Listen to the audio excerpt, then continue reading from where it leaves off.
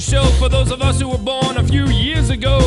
Let's show those millennials all the things we know. Being old makes us wise. Sometimes we even go outside. We know about life before 1999. You haven't seen nothing yet if you haven't lived life pre-internet. Listen up, this is stuff you won't want to forget. Midlife Pop Culture Show. Hello, hello. This is Mr. G. This is the Midlife Pop Culture Show. It is a blustery, blustery day out here in Manchester, New Hampshire. Hope wherever you are, you're staying warm and staying safe. We got a little bit of a free-form show today. I don't know which way the show is going to go. This show is basically about millennials, baby boomers, X generations, Y generations, and of course, mainly about us, the baby boomers. You millennials? Just watch. You just might learn something. Let's see what this show is going to take us. I see right off the bat, we have a phone call. Wow. All right, we'll take this phone call. Hello? Hello, is this Agnes? This is Agnes. Hi, Agnes. And I can't believe that I saw you, Mr. G, at the Tubes concert last week. Of course, yes. Me and Gilda Hod not only saw a fantastic band, the Tubes, but we also met the host, you, of the Midlife Pop Culture Show. What an evening it was. Mr. G, thanks for taking my phone call. You're welcome. And could you talk a little bit about the show? Maybe your highlights? Because we had a great time. And thanks for taking the time to talk to us. We really had a great time. We here at the community love the Midlife Pop Culture Show even more than we love the Tubes. Thanks again.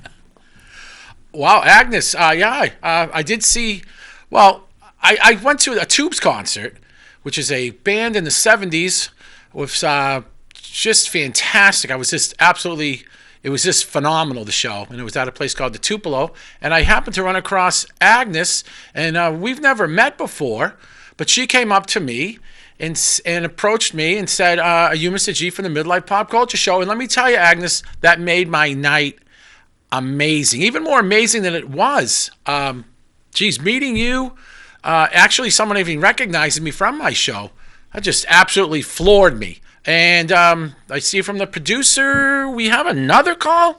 It's another frequent caller. Hey, Tom Tomlinson. How you doing? Hello, my name is Tom Tomlinson. Yes, we know, Tom. How you doing? I have called many times requesting that you do more political topics on the Midlife Pop Culture Show.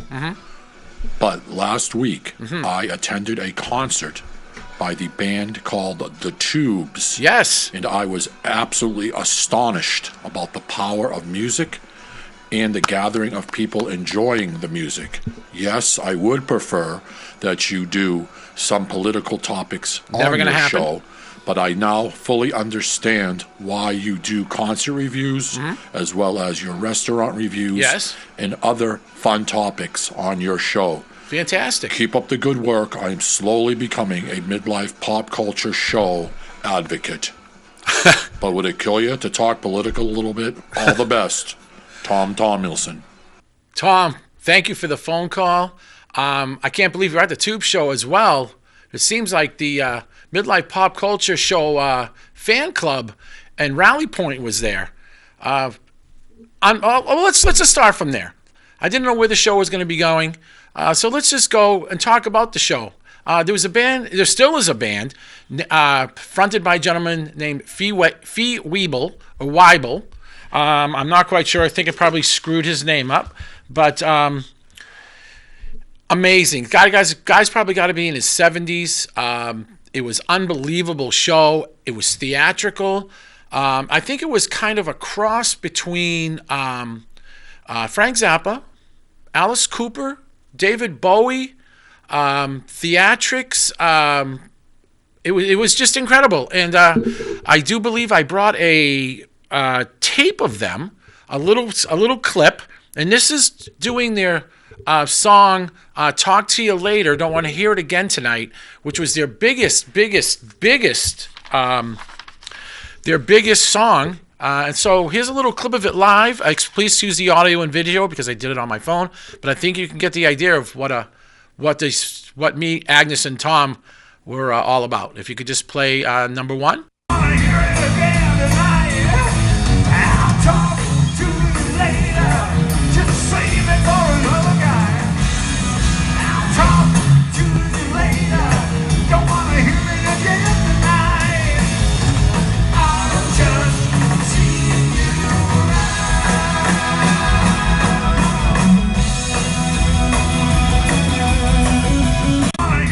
Wow. So, as you can see, that was the opening number.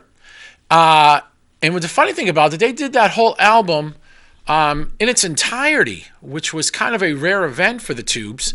They also sang a song that was very big called She's a Beauty.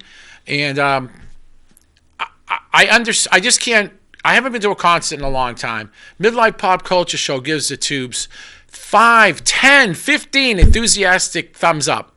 He went from character to character. There was always the drummer, original keyboard player. The bass player must have been there forever. And it was just one thing after another. And I also got I brought a number 2 with me. This is from during the show. This is She's a Beauty, another fantastic Tube song, if you want to just run that.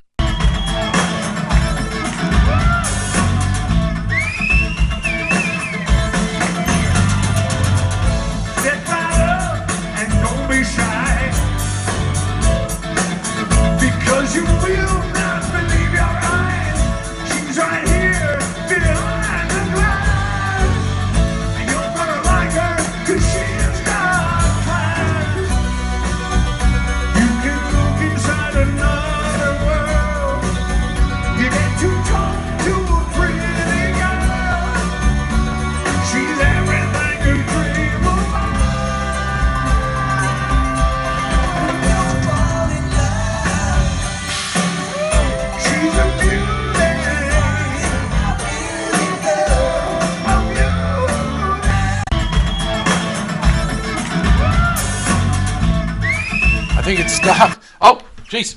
Oh, wow. Sorry, I was just dancing a little bit to that fabulous Tube song, She's a Beauty.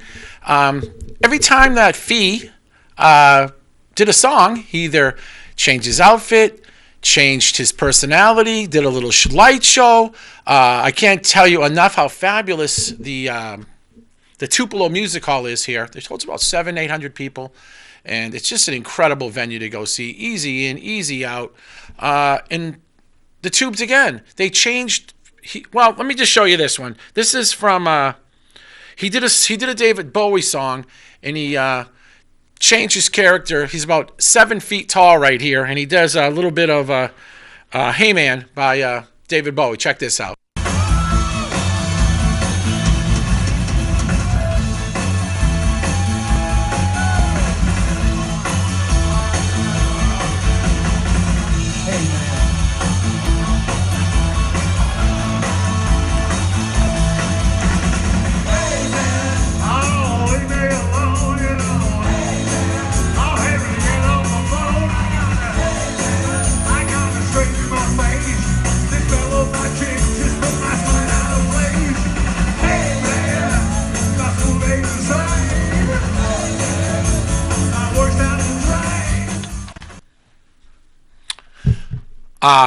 As you can see, he was in character there. He had these boots on that were probably about, I don't know, 3-4 feet that lifted him off the ground. They had the mic stand way up tall, and he had to walk out.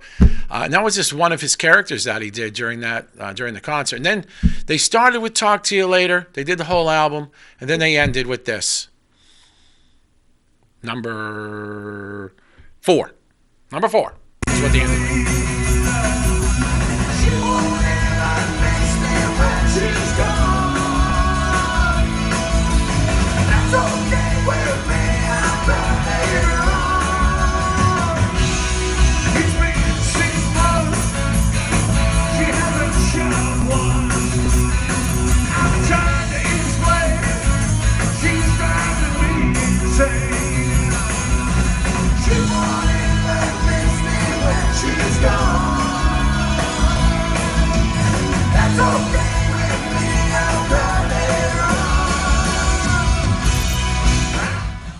To you later, don't want to hear it again tonight. Wow. As you could hear, that was at the end of the concert. That was about 2 hours, 15 minutes into it. That was the last song that they played. And you could hear him. He's a little bit raspy, a little bit tuckered out, but the guy's in his early 70s. The Tubes, seeing Tom Tomlinson, seeing Agnes, seeing my friend Russell, who I haven't seen since high school. Hey, Russ, there's a shout out to you. Going there with my friend Chris. Amazing. Amazing time. Ladies and gentlemen, you got to grab onto those times, because good times and bad times, they happen all the time. And when something good like that happens, so we're going to come back. We're going to talk restaurant reviews at the 99. We'll be right back.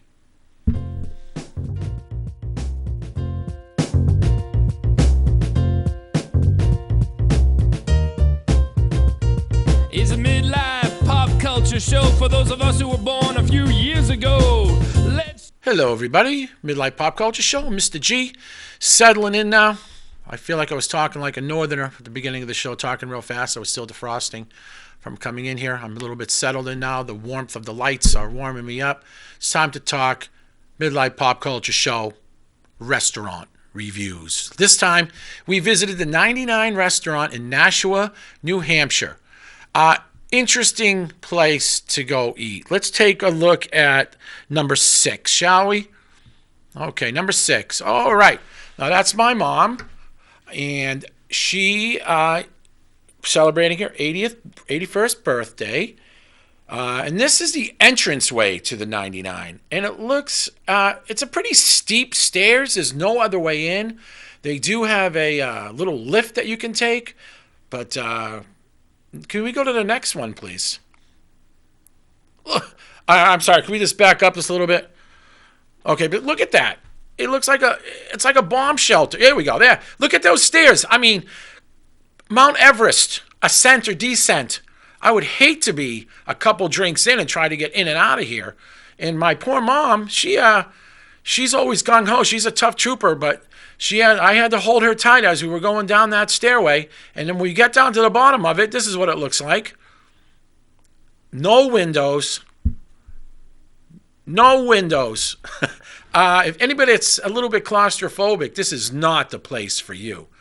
If I was going to, if there's an apocalypse that happens, and you want to be in a bomb shelter, head towards the 99 restaurant in Nashua, New Hampshire. And I think that probably could take a good blast or a good hurricane, a good tornado. You're down there.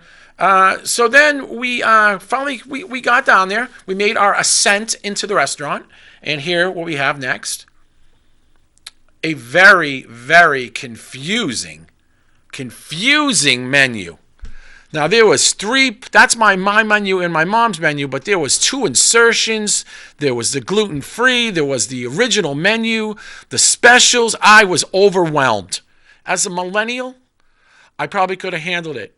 I probably would have went on my app and looked at it. But as a baby boomer, I was overwhelmed. I was sitting there going, oh, my God, what is this? How can I make heads or tails of this? We were looking through it, and then this happened. I'm no manners. Well, I think manners are important, but I think it's basic to know that the fork goes on the left side of the plate and the knife goes on the right side of the plate. I was having a difficult time. I was trying something to like about it. Okay, I felt closed in. I didn't understand the menu. I got this silverware, and then I got this. The dirty fork with a piece of dried pasta on my dirty fork, ladies and gentlemen. Strike 1, bomb shelter. Strike 2, confusing menu. Strike 3, pasta on my fork. I was very, very, very concerned and disappointed.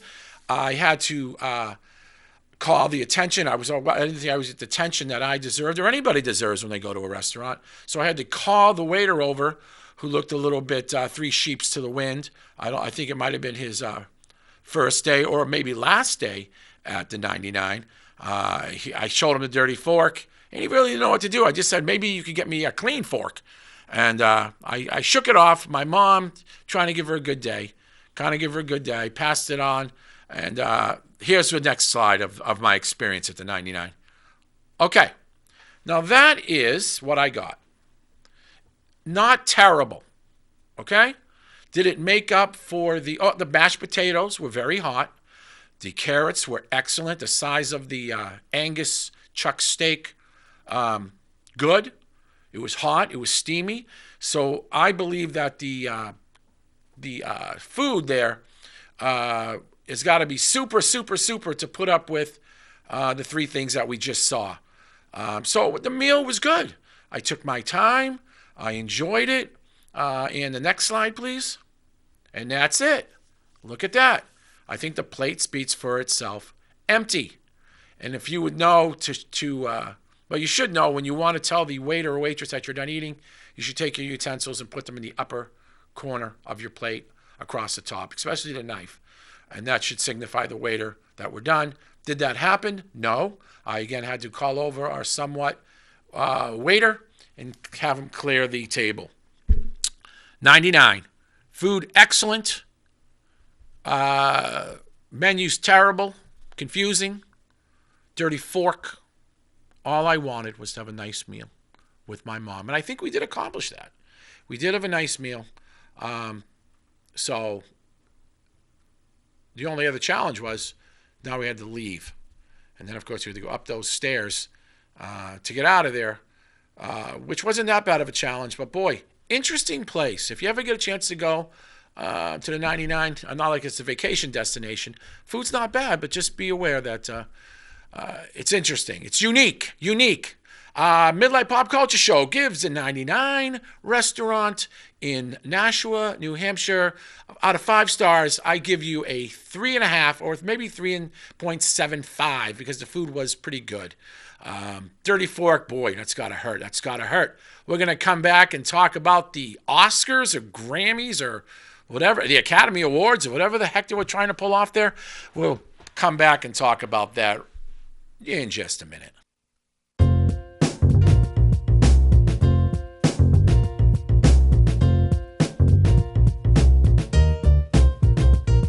It's a midlife pop culture show for those of us who were born a few years ago.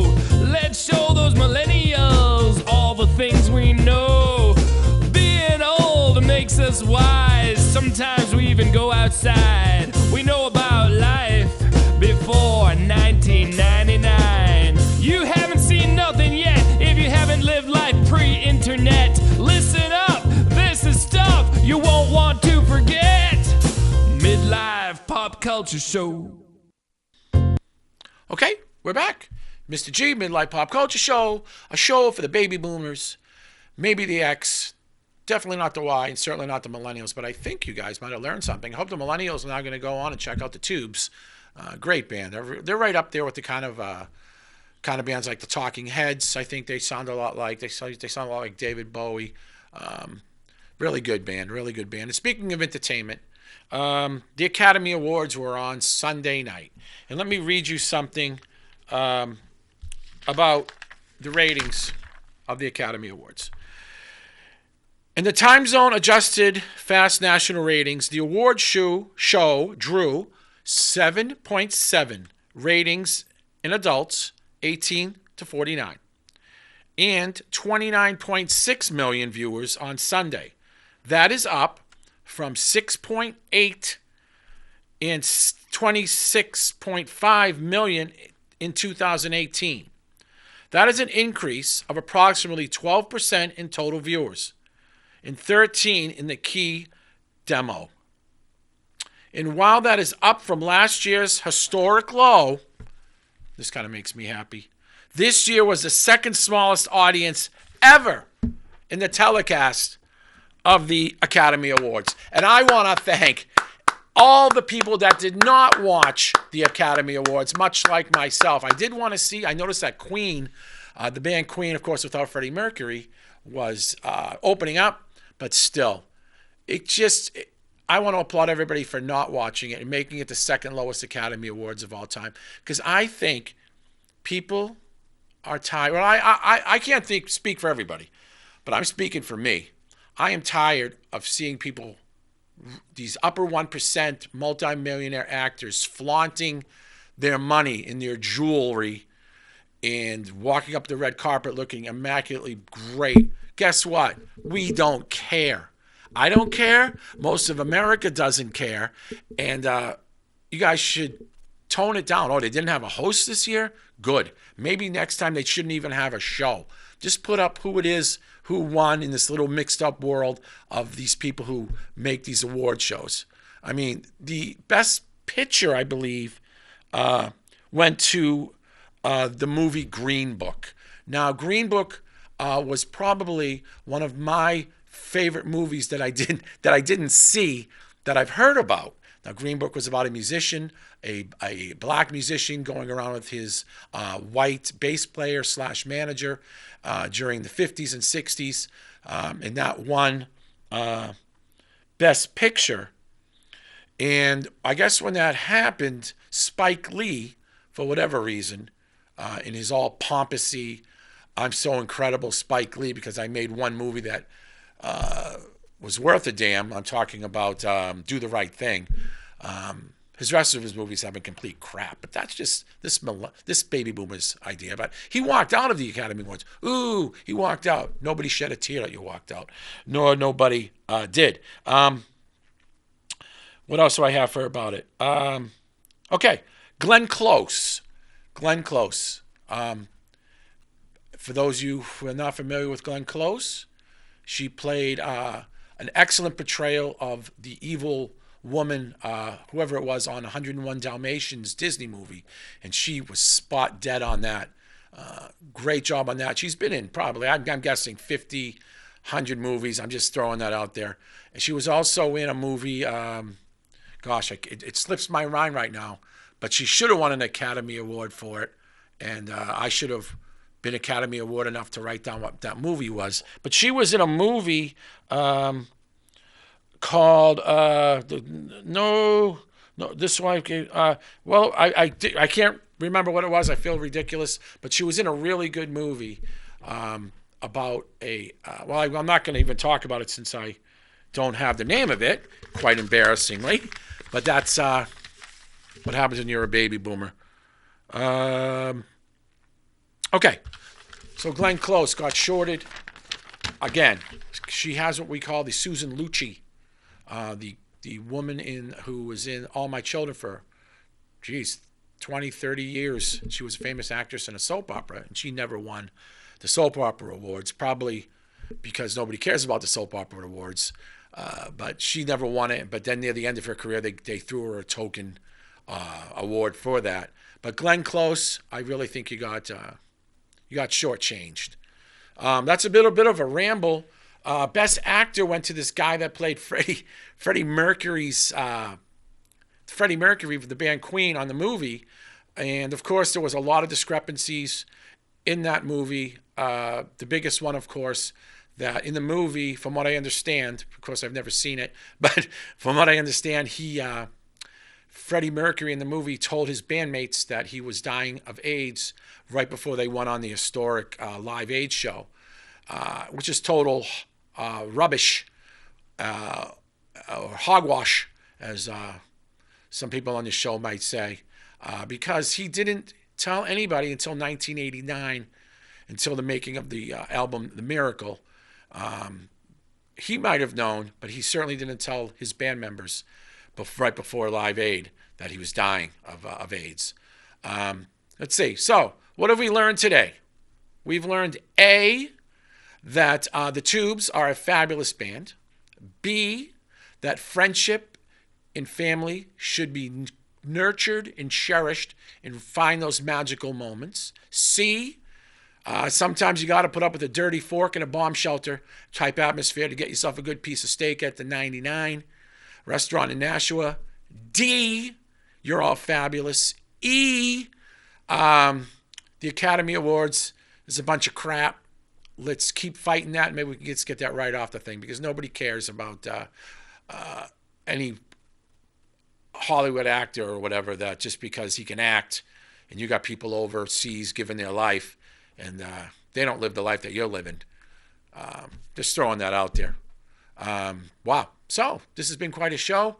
I know I was a little bit all over the place like a ping pong. A lot going on.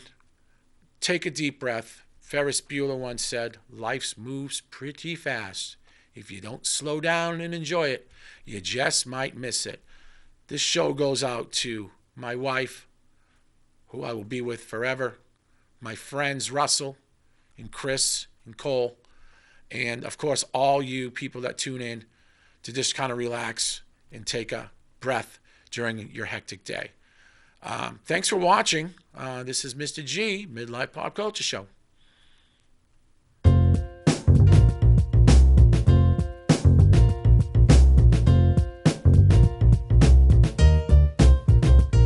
Is a midlife pop culture show for those of us who were born a few years